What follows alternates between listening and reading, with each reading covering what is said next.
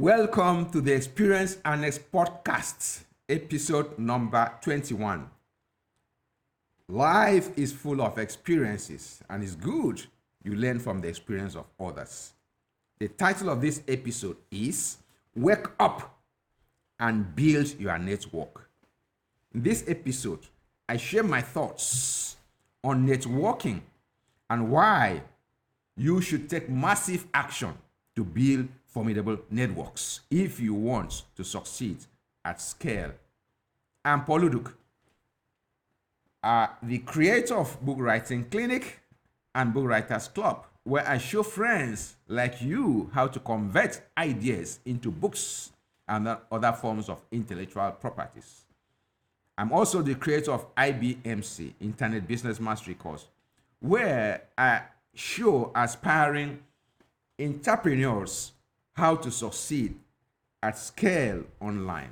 I'm also the creator of OCNA, Online Course Creators Community for newbies and advanced beginners on Facebook with over 12,500 members from all over the world. I start with a quote from Jonathan Morrow, the man behind Smart Blogger, one of the top 3 bloggers in the world. Your connections are far more important than talents as a writer. Yes, your connections are far more important than your talent as a writer, your expertise regarding your subject, or even your persistence and dedication. That's the quote from Jonathan Morrow. In the affairs of men, nothing, absolutely nothing matters more in building wealth, influence, and leverage than the friends you keep. That is your network. In summary, your network is the key to success.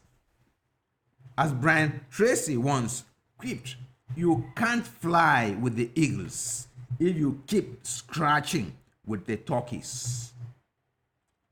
Chinua Achebe captured it succinctly in Things Fall Apart, where he popularized the African proverb that says, if a child washed his hands, he could eat with kings.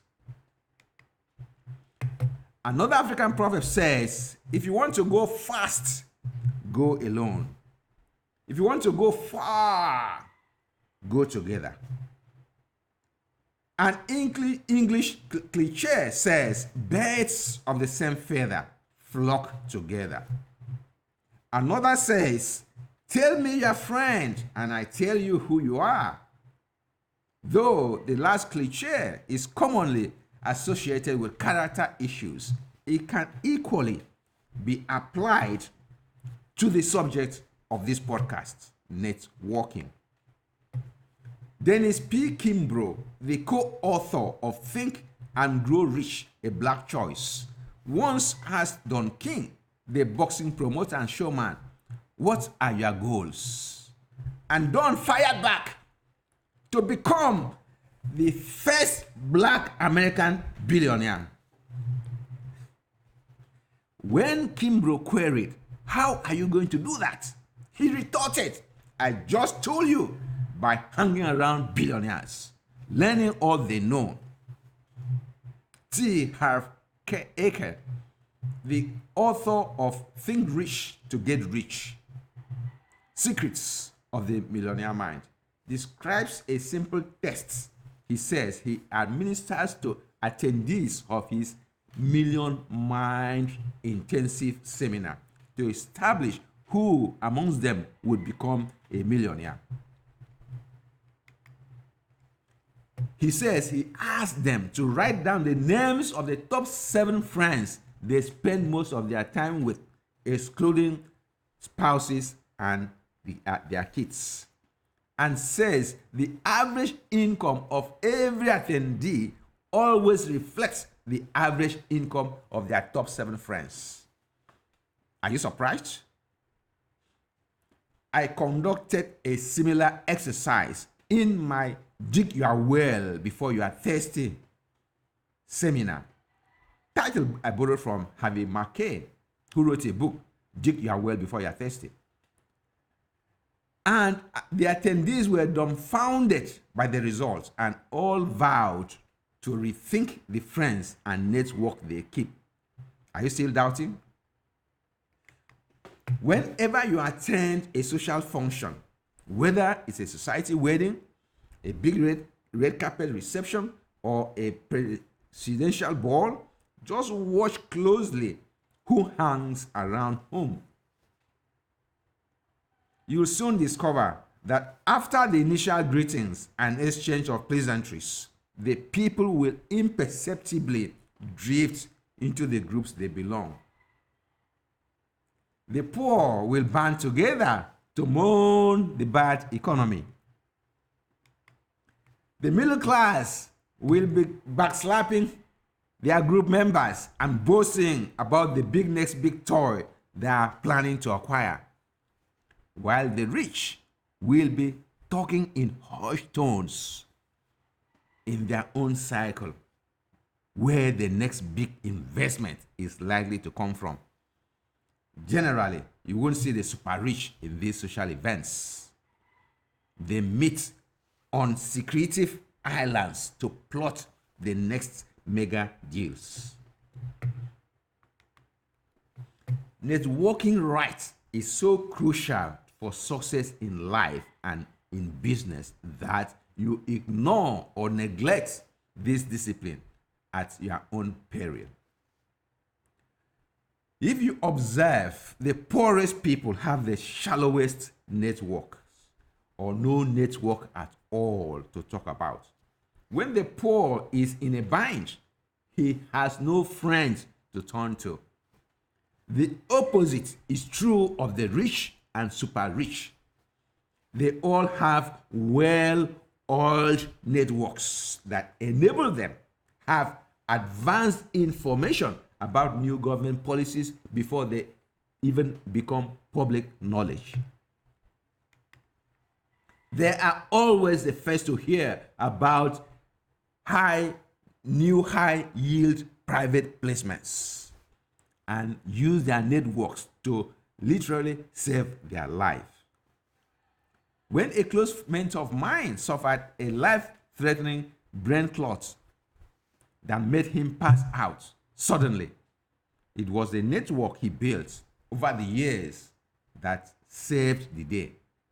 1, 2, 3 telephone calls, he was flown to London in an air ambulance, and within hours, a simple but delicate procedure that drained fluid from his skull was carried out, and he instantly came back to life. At the ASTD, as it was then called, American Society of Training and Development International Conference, years back, Nyusa Hirota, an American of Japanese origin, told an interesting story. Her presentation was entitled Mastering Professional Networking, Turning Relationships into Lifelong Assets. Nyusa was brought up in Brazil and spoke little English. Yet, she used the power of networks to change jobs 4 times within 6 years. She secured jobs in some of the most powerful establishments on earth, including the World Bank. It was from her that I first heard about the story or the theory of 6 degrees of separation. The 6 degrees of separation is a theory that anyone on the planet can be connected to any other person on the planet through a chain of acquaintances that has no more than 5 intermediaries. The theory was first proposed in 1929 by the Hungarian writer Frigyes Karinthy in a short story called Chains. We will not join the debate whether the theory has been proven or remains unproven. All you need to know is that you can become insanely successful if you use the power of networks to your advantage. Like every other game, networking has its own rules. Don't go about thumping your complimentary cards into the hand of every person you meet, because I can assure you your card will end up in the dustbin. If you want to join a network, have something to offer. Be selfless and join gracefully, preferably from the bottom. If you do a good homework, you will be able to join the strongest battalions. The best place to start is through seminars, workshops, conferences. Join clubs and associations like Lions, Toastmasters, Rotary, Optimists, ATD, SHRM, LDNI, even church and mosque special groups or committees, to mention but a few. Don't forget your school old boys or old girls alumni associations and PTA, parents and teachers associations. And in this era of social media, join special interest groups on social media platforms like Facebook and others, and seek out influencers. Join groups and also seek out influencers or KPIs, key persons of influence.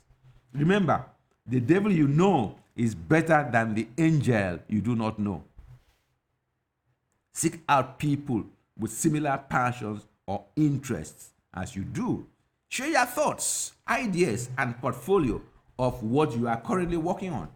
Indeed, take advantage of every networking opportunity that suits your passion and temperament. Note, building a network is a marathon and not a 100 meters dash. So, be prepared to toil for years. Like any other discipline in life, learn to understand the concept of networking. What I mean, education is important. Be a guru in your little field. Who would like to do business with you if you have nothing to offer? Read the best books on networking. Keith Ferrazzi, the author of 2 best-selling books on networking, Who's Got Your Back and Never Eat Alone, has taken the whole discipline of networking to a whole new level. From your network, you may find people who could turn out to be your mentors and coaches. Yes, get a copy of Vantage by Olumide Sojombo. If you have not read it yet, it's an eye-opener. Olumide is a young Nigerian millionaire, not just in Naira, also in dollars. Never underrate what the right mentor can do for you. Remember, Isaac Newton once said, "If I have seen further, it is by standing on the shoulders of giants." And Napoleon Bonaparte said, "God is always on the side of the strongest battalions." Your mentor, you and your network can form the strongest battalions, and you can see far into the horizon when you take networking seriously. Rich Kifrin had J. Abraham as his mentor. Bob Dylan was mentored by Woody Guthrie. Richard Branson had Freddie Laker. And do you know that Jeff Bezos had David Shaw as his mentor? And do you also know that Warren Buffett was mentored by the economist Benjamin Graham? Some say Elon Musk has no mentor or had no mentor. But remember, you are not Elon Musk. So, who is your mentor? In summary, does network really determine net worth? Yes, indeed. What are you doing about networking? Wake up and start building your network and networks. Nothing is invincible as a powerful network. Start building your network today and see your net worth go through the roof. This is the end of the episode. Stay focused. Take massive action to build and strengthen your networks if you want to go far. Until the next episode, keep building, keep networking.